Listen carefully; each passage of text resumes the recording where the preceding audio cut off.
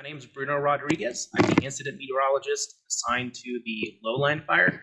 Today I want to talk to you a little bit about red flag warnings, what they mean, what the criteria are when it comes to issuing those, and some of the preventive actions that you can take to reduce the chance of an accidental ignition. So we have seen a few days with red flag warnings already on this fire, especially last week. So it was tested. Thankfully, it held up fairly well.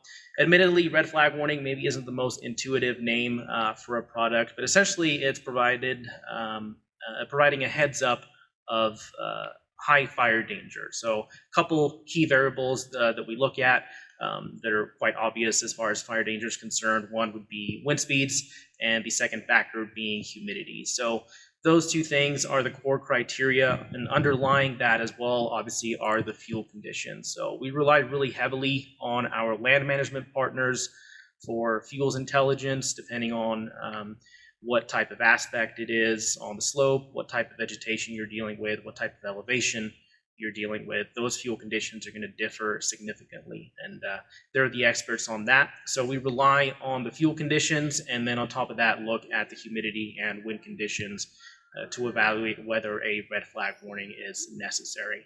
So typically we look at wind speeds in excess of 25 miles an hour and humidity of around 15% or less. Criteria does vary geographically from one location to another, so it's not all the same.